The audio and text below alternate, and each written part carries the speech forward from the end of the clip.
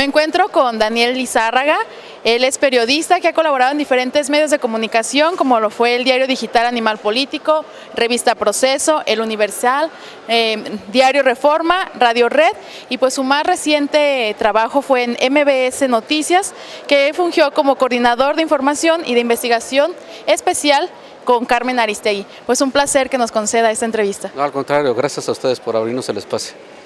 Pues en primer lugar me gustaría conocer sobre esta investigación que generó pues varias reacciones en el público y también podríamos decir en intereses políticos o de empresarios, que fue su reportaje sobre la Casa Blanca de Enrique Peña Nieto.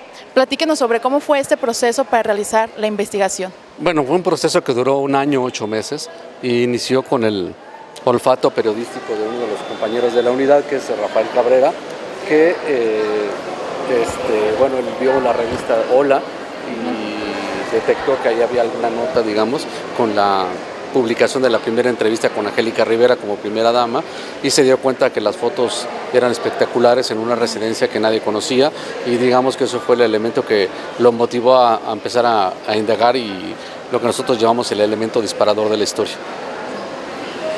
Creo que ahí el periodista tiene que tener, no sé, un olfato muy amplio para captar dónde puede estar la noticia de informar. Sí, más bien, yo creo que lo importante es tener los ojos absolutamente abiertos, ¿no?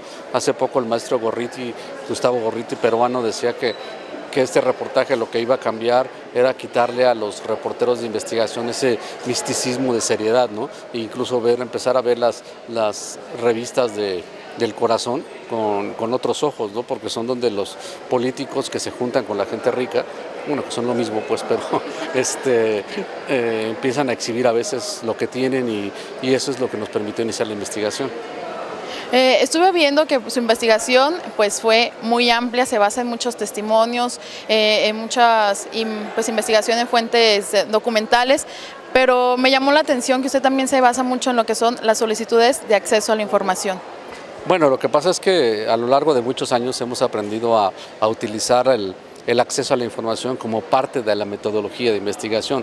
Es decir, el acceso a la información es per se la investigación, no el hecho de hacer una solicitud de acceso a la información, como creíamos al principio en México, te vuelven un investigador periodístico. No, el acceso a la información, el uso de la herramienta del acceso a la información, tienes que planearlo dentro de todo un cronograma y dentro de una metodología de investigación, y entonces cuando tú logras incorporar eso dependiendo de lo que estés investigando, es un elemento importante. En este caso nos sirvió para comprobar, entre otras cosas, que el presidente estaba en esa casa, porque el Estado Mayor tuvo que reconocer que vigilaba esa casa porque era la casa del presidente. Por ejemplo, yo tengo una duda, ¿qué tan confiable puede ser estas solicitudes de acceso a la información? Porque vemos que también muchas de las veces los gobiernos manipulan la información. Una cosa es lo que te dicen y otra cosa es lo que realmente pasa. Bueno, yo creo que hay dos situaciones. La primera es que los reporteros tenemos que desarrollar cierta habilidad para saber preguntar. No, a veces no es culpa de las autoridades, sino de los reporteros que no sabemos preguntar. Eso en primera instancia. La segunda instancia, efectivamente, todos los gobiernos, como no puede ser la excepción el de Jalisco o cualquier otro, Michoacán, Baja California, el Distrito Federal, el que sea, tienen controlados los organismos de transparencia. Lo importante de esto, incluso para la gente, es que a partir de marzo hay una nueva reforma a la ley de transparencia. Entonces, ahora quien esté inconforme con una resolución del gobierno del Estado va a poder apelar ante el Instituto Nacional de Acceso a la Información, y eso quiere decir que los gobernadores ya no van a tener control sobre lo que se discute en México de lo que tienen que abrir acá. Entonces me parece que es un cambio muy importante y ojalá la gente lo haga. ¿Y cómo hacer para que el periodista más o frecuentemente utilice lo que es el acceso a la información? Mira, yo creo que no. Tiene varias dimensiones, ¿no? Me parece que evidentemente hace falta que lo usen más, eso no se puede negar. La segunda es porque deben de pensar que el utilizar el acceso a la información no es para la nota de mañana, es para un trabajo de largo aliento.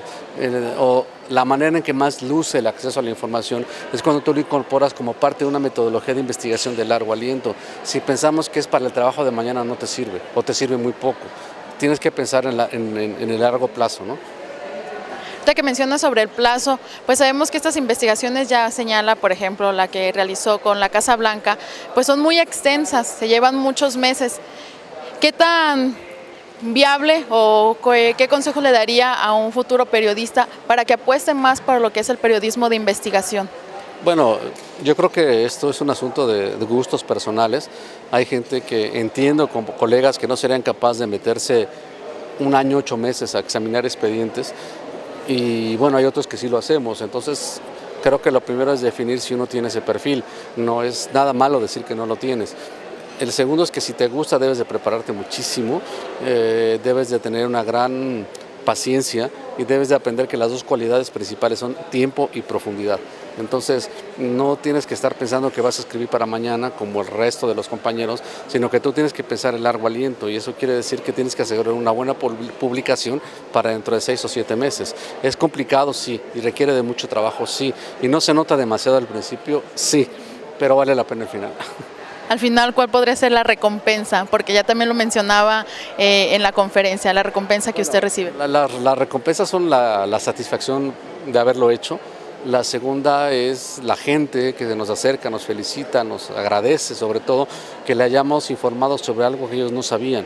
Y eso es lo importante. El periodismo de investigación lo que hace es revelar algo que los poderosos, quien quiera que sea, tiene algo o algún interés en ocultar algo, y el reportero tiene cierta habilidad para descubrirlo, pero a la gente no le importa la habilidad que tú hayas tenido, sino el hecho de que tú lo hayas descubierto y se lo hayas entregado, que a fin y al cabo eso es lo más importante. También, por ejemplo, esta investigación que usted realizó, ¿imaginaba el impacto que iba a generar al ser descubierta o al ser publicada? No, mira, un poco como lo decía en la conferencia hace un rato, es un poco como en la Ciudad de México. Acá no cuentan con eso, pero cuando suenan los sistemas de alerta, de terremoto, mejor de temblor, sabes que va a temblar y te tienes que salir. No sabes de qué magnitud, a lo mejor es tan chiquito que no merecía haberte salido, o a lo mejor es un terremoto. Entonces, en ese sentido, es exactamente lo mismo, ¿no? Me gusta pensar que o tú puedes intuir o prever que va a generar una sacudida, pero no sabes de qué dimensión.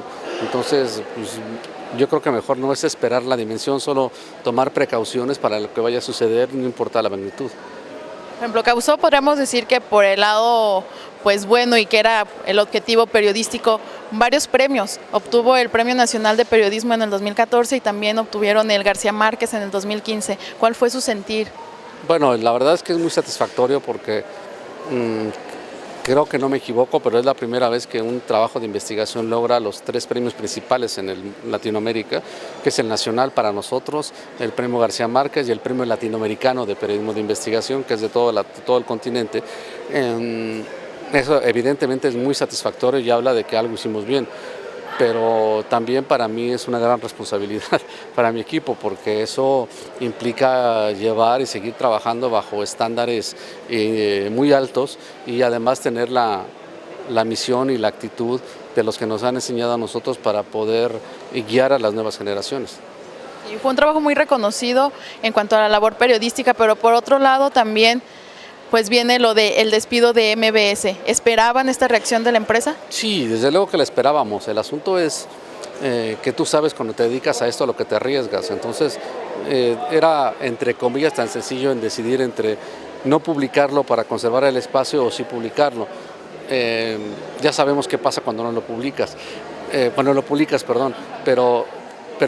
pero no publicarlo era un asunto con el que difícilmente íbamos a poder vivir, ¿no? Como nos dijo Carmen Aristegui, si alguien cree que es capaz de vivir con esto, que lo diga. Entonces, pues nadie, ¿no? O sea, no nos imaginábamos cargando moralmente o profesionalmente eso en la espalda, de saber que descubriste eso y traerlo cargando el resto de tu vida.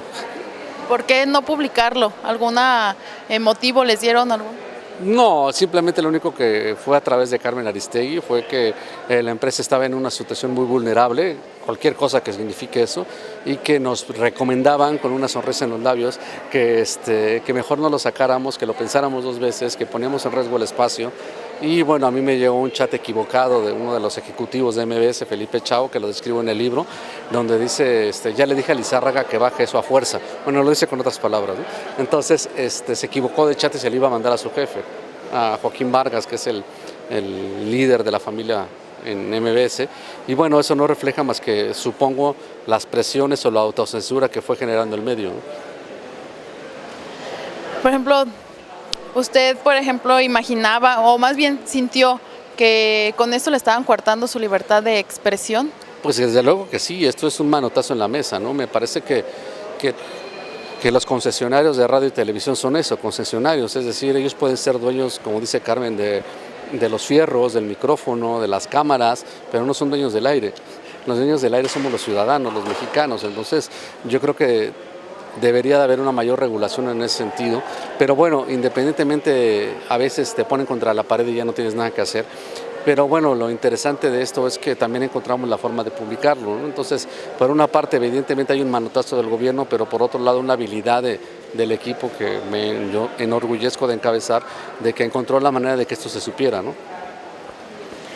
Me llamó también la atención que señalara que tenían una amplitud en cuanto a elegir Carmen Aristegui, qué se publicaba y cómo se publicaba. En este caso, ¿por qué reaccionar así? Pues porque tenemos que decidir qué sacábamos y no, es decir, Carmen tenía, como nosotros lo sabíamos, absolutamente la libertad para publicar y decidir los contenidos de su programa. Entonces, en uso de esa libertad programamos el tema de la Casa Blanca y bueno, a final de cuentas el gobierno se enteró y presionó a la empresa, que son los indicios que tenemos, para que esto no se difundiera y bueno, a final de cuentas tomamos la decisión de sacarlo a costa de lo que fuera, ¿no? En su investigación de la Casa Blanca de Enrique Peña Nieto, señala muchos nombres, muchos autores, muchas personas que estuvieron involucradas en lo que fue este caso. ¿Alguna vez recibió alguna amenaza por parte de ellos o algunas otras personas? No, absolutamente ninguna. Lo que también hay que entender lo que nosotros vivimos en la Ciudad de México, donde las condiciones para reportear hasta hace poco eran diferentes. Es difícil que te hagan algo porque, pues, para empezar, el tráfico no nos deja huir. En segundo lugar, porque la verdad es que Carmen es una persona muy mediática, entonces creo que sería un riesgo hacernos algo a alguno de nosotros. Sin embargo, no estamos exentos, pero lo importante no está en nosotros. Lo importante están los compañeros, en más de 90 periodistas que hay muertos en el país, a quienes les hemos dedicado los premios internacionales, ¿no? ¿Y cómo ejercer esa lucha por la libertad de expresión cuando ya menciona también cómo los periodistas muchas veces son sometidos a los intereses del propio medio? Bueno, pues la lucha está en cada uno de nosotros. Creo que si de algo sirve lo que nosotros hicimos es que tenemos que hacer periodismo a costa de lo que sea, donde estemos, intereses de los que sean, y no importa lo que tengamos que arriesgar. Es decir, nosotros tenemos una vocación que adquirimos al momento de estudiar esto y me parece que tenemos que llevarla hasta sus últimas consecuencias. Entonces, como les decía en la conferencia, los medios de comunicación quizá no van a cambiar. Los cambios están en ustedes, en los jóvenes, en los nuevos periodistas que tienen que asumir una nueva actitud, ¿no? Y publicar a costa de lo que sea, ¿no? Con su experiencia y con el caso en el que se vio pues involucrado, ¿considera que la única opción sería realizar periodismo independiente para no someterte a los intereses de una empresa? Bueno, hasta el momento la tendencia internacional, y no me quiero equivocar porque a lo mejor en 10 años ponen entrevista y todo el mundo se ríe de mí, pero digamos que en este momento, en esta fecha, en esta fil, la tendencia internacional es hacer eso, ¿no? Hay casos muy exitosos de grandes portales organizados por reporteros, como puede ser el portal de la maestra Mónica González en Chile, o no sé, el que fundió Carlos Dada en El Salvador, o las grandes reporteras peruanas que trabajan en Ojo Público, que nos han puesto un poco la muestra de cómo los reporteros son capaces incluso de ser empresarios. Entonces creo que por ahí va un poco la tendencia, ¿no? Y en este momento, ¿qué es lo que está haciendo Daniel Lizárraga al respecto? En este momento publicitando mi libro, que se llama La Casa Blanca de Enrique Peña Nieto, y trabajando o colaborando aún con la página de Carmen Aristegui, en espera de que haya un relanzamiento o, en fin, cualquier cosa que se pueda definir al respecto. ¿Algunos consejos que le pueda dar a los futuros periodistas para ejercer la libertad de expresión? Pues yo creo que tienen que...